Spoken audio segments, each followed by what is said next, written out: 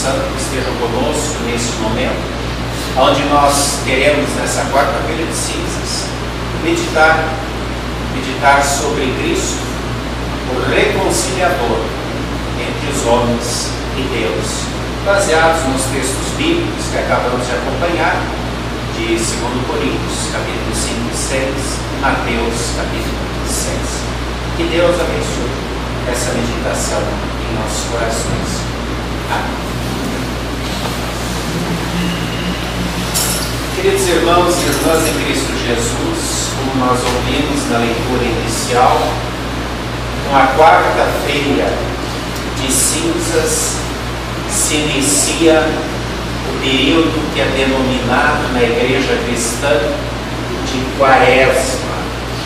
E quem colocou esse período, quem colocou esse dia de quarta-feira de cinzas no calendário litúrgico da igreja foi Gregório o Grande, no 6º século da era cristã. Período de 40 dias, Quaresma. 40 dias de caminhada com Jesus rumo à cruz. São 40 dias sem contar os domingos. Mas pastor, por que não os domingos? Porque o domingo foi escolhido na igreja cristã desde o início. Nós vamos em Atos dos Apóstolos, quando os cristãos sempre se reuniam no domingo, no primeiro dia da semana, para celebrarem o culto a Deus, para ser um dia em que se comemorava a ressurreição de Cristo, a Páscoa. Então, para nós, o domingo sempre é um dia de festa, um dia de alegria. É o dia em que comemoramos a ressurreição de Jesus, a vitória de Jesus sobre o inferno, sobre Satanás, sobre a morte. E Quaresma nos remete para lá. Por isso são 40 dias, tirando-se os domingos, que fazem com que nós olhemos para dentro de nós, com que nós lembremos dos nossos pecados, da nossa vida. E por que 40 dias? Por causa de 2 episódios que aconteceram, que estão narrados nas Escrituras Sagradas, do Antigo e do Novo Testamento. O primeiro, relembrando os 40 anos que o povo de Deus permaneceu no deserto depois da libertação do Egito, onde comemoravam também esse período de Páscoa, com cinzas, com jejum, com oração, lembrando daquele período de castigo, de escravidão. Depois, no segundo momento do Novo Testamento, os 40 dias em que Jesus permanece no deserto, sendo tentado por Satanás, antes de iniciar a sua missão terrena como Salvador. Em alusão a esses 2 momentos, se usa, então, 40 dias de preparação para a Páscoa do Senhor, a Quaresma de Jesus.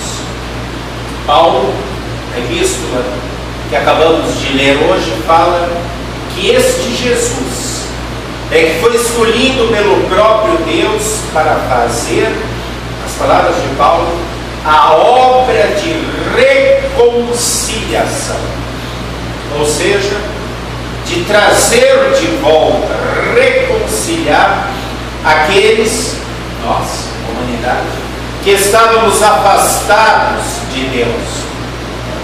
Estávamos afastados por causa dos nossos pecados. Hoje é quarta-feira de cinzas. Lá fora ainda se ouvem tambores, bandeiras, apitos, muita correria, muita gargalhada, muitos gritos de mascarados, bêbados, drogados, que gritam, pulam, em cenas tristes e deprimentes, homenageando a festa da carne, que homenageia o próprio Satanás. aqui dentro, nós queremos começar uma caminhada diferente. Uma caminhada junto com Jesus, rumo ao Calvário, junto com Jesus, rumo à cruz. Queridos irmãos e irmãs em Cristo Jesus, com Adão e Eva, todos nós caímos em pecado. Não adianta nós darmos a culpa em Adão e Eva. Eles pecaram sim, mas eu também peco, você também peca. Todos nós temos em nós, dentro de nós, no nosso sangue, na nossa carne, contaminada pelo pecado, esse DNA. Não apenas o DNA transmitido pelo sangue de raça humana, mas o DNA do pecado. O pecado que nos afasta de Deus. O pecado que nos torna culpados, porque desde Adão e Eva nós queremos ser Deus. Cada um de nós quer ser o seu próprio Deus, quer mandar na sua vida e quer achar que sabe tudo de melhor para si, sem interferência dele. E erramos o alvo, pisamos em falso. O carnaval está aí para mostrar o que nós queremos, o prazer da carne, a satisfação momentânea. Queridos irmãos e irmãs, era preciso vencer essa inimizade que nos separava de Deus desde Adão e Eva, eliminá-la. Mas a inimizade só pode ser eliminada à medida que a causa que criou essa inimizade for eliminada. E a causa da inimizade se chama pecado. É o pecado que nos torna culpados diante de Deus. É o pecado que nos afasta de Deus. E essa culpa pelo pecado, para ser eliminada, ela precisava ser paga.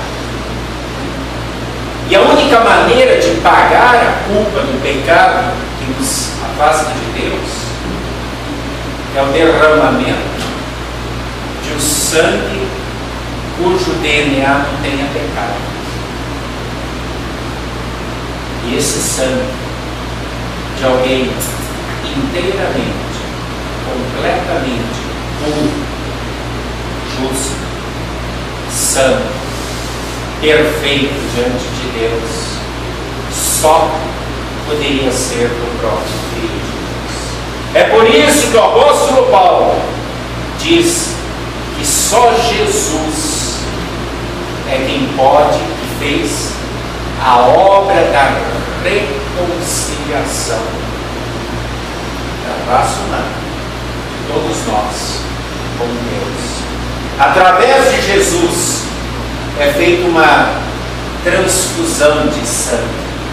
Através da morte de Jesus na cruz, onde ele derrama seu santo, precioso e puro sangue, através dessa morte, nós agora temos esse sangue nos lavando dos pecados, através da fé, que faz com que a morte de Cristo seja uma morte substitutiva. Ele nos substituiu. E através da fé é feita essa transfusão. Por isso, desde o momento do batismo, nós somos purificados pela obra redentora de Jesus. Toda vez que nós somos absolvidos do pecado, toda vez que voltamos à mesa do Senhor e recebemos novamente, junto com o pão, o corpo de Jesus, junto com o vinho, o sangue de Jesus, é feita a transfusão, a troca da culpa pela inocência, a troca do nosso pecado pela santidade dele. Por isso que Paulo começa o texto da epístola que nós lemos antes, 2 Coríntios, capítulo 5, versículos 20 até capítulo 5, versículo 10, dizendo: ele que nunca fez pecado se tornou culpado do nosso pecado quando deu a sua morte por nós na cruz. Por isso que a obra da reconciliação não tem nenhum mérito da nossa parte. Ou você crê, ou você não crê. E é somente a fé que torna possível essa transfusão, essa reconciliação. É eu olhar para a cruz e dizer: ali morreu o meu Senhor, ali morreu o meu Salvador. E a igreja cristã é a detentora dessa mensagem neste mundo pecaminoso. Por isso que a igreja cristã não é um museu de santos, não é uma tenda de milagres, não é um palco de shows. A igreja cristã é um hospital de pecadores. É o lugar onde nós viemos para tratar o nosso.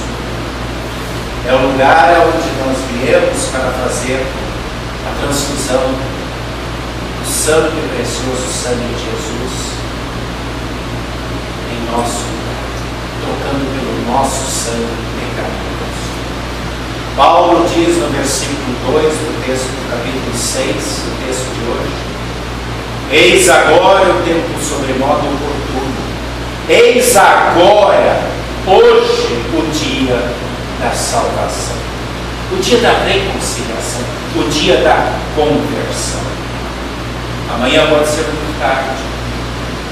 Como foi para aquelas pessoas que durante anos e anos ouviram a pregação de Noé dizendo que haveria um fim, que viria um dilúvio e comeria toda a terra, eles roubaram, riram, ridicularizaram, e o texto bíblico diz que eles casavam, davam-se em casamentos, comiam, bebiam, se divertiam, até que veio chuva. E as águas começaram a subir, a subir, a subir, e quando de repente deram conta que o fim realmente viria, em desespero que iam entrar na arca, e em Deus fechou as portas da arca, porque aí era tarde. Queridos irmãos e irmãs, no carnaval este ano, a escola de samba aqui no Rio de Janeiro colocou uma frase mais ou menos assim: se hoje fosse teu último dia, o que farias? Olhei isso no jornal. Claro que essa frase ela foi colocada com a intenção das pessoas responderem uma pergunta direcionada para uma resposta que dizia: eu quero aproveitar muito bem esse último dia. E foi as respostas que ouvimos. Eu vi vários entrevistados, uma senhora que disse: se hoje fosse o último dia, eu queria ficar pulando até o final do dia, depois não interessa mais. Outro rapaz com o copo na mão disse: eu ia beber até cair. O outro, olhando para uma cena com várias camas e casais tendo relações sexuais, disse: eu queria estar ali, aproveitando o máximo. Queridos irmãos e irmãs, o mundo não está nem aí para Deus. É a festa da carne. Ele acha que tudo é brincadeira, mas não é. Deus é amor. Deus perdoa. Deus salva. Mas Deus não se deixa ridicularizar. Por isso ele fechou a porta da arca e não deixou aquelas pessoas que viram, brincaram, se divertiram o tempo todo, ridicularizando a sua mensagem. Não deixou-os aqui. Paulo é enfático e diz: de Deus não se zomba. Que o homem plantar, ele colherá.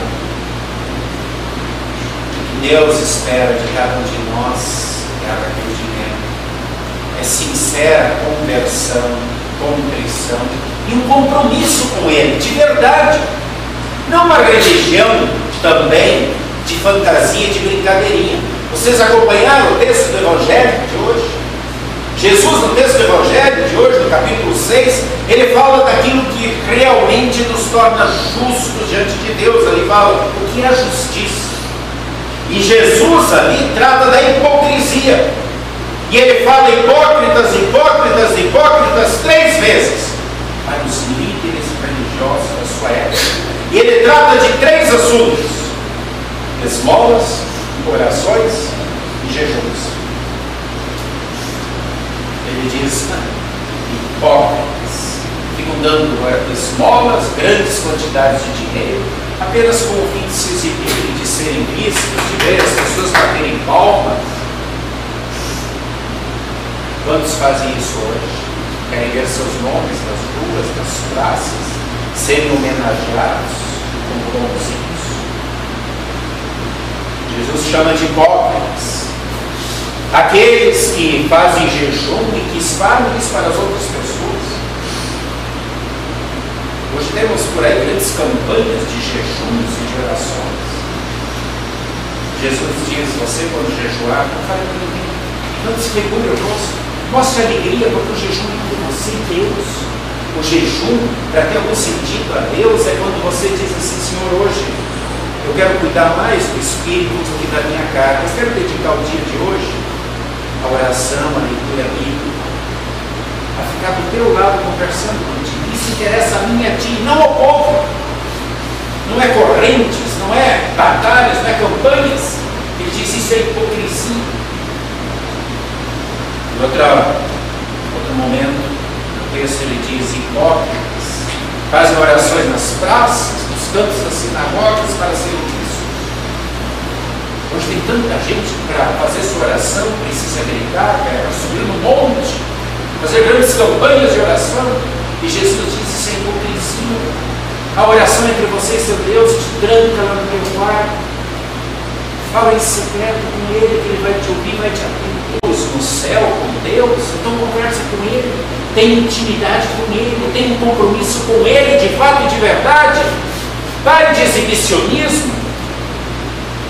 E hoje, nesse mundo gospel que vivemos, nessa outra gospel, novamente essa tendência muito acentuada. O texto de hoje precisa ser levado muito a sério. Nosso maior tesouro é o nosso compromisso com Deus. Não é o compromisso com a aparência, com a hipocrisia. Não é o compromisso com a carne e seus prazeres. O mundo lá fora continua rindo, pulando, batucando, ridicularizando o encontro com Deus e o seu juízo, mas ele ocorrerá. Pela vida, fechar de olhos, e aí haverá choro e ranger de dentes para toda uma eternidade, para aqueles que não aproveitaram o agora de Paulo, o agora que é o tempo oportuno de reconciliação. Queridos irmãos e irmãs, hoje é quarta-feira de cinzas, as cinzas do nosso arrependimento deve estar na nossa cabeça, no nosso coração. Hoje inicia o período de Quaresma. É hora de nós pensarmos nos nossos pecados de maneira séria. É hora de chorarmos pelos nossos pecados e lavá-los no sangue de Jesus, fazendo a transfusão da fé. Queridos irmãos, irmãs, a pergunta é: qual é o teu, qual é o vosso, qual é o meu maior tesouro? Que também seja para ti o estar com Deus, o fazer parte da sua família da fé, para viver por toda a eternidade também uma vida de alegria, uma vida de felicidade, que na verdade começa agora, nesta caminhada terrena, um compromisso de fé e de atitude de filho de Deus, levando a vida a sério. O fim virá, pode até ser hoje, pode ser que não, mas virá.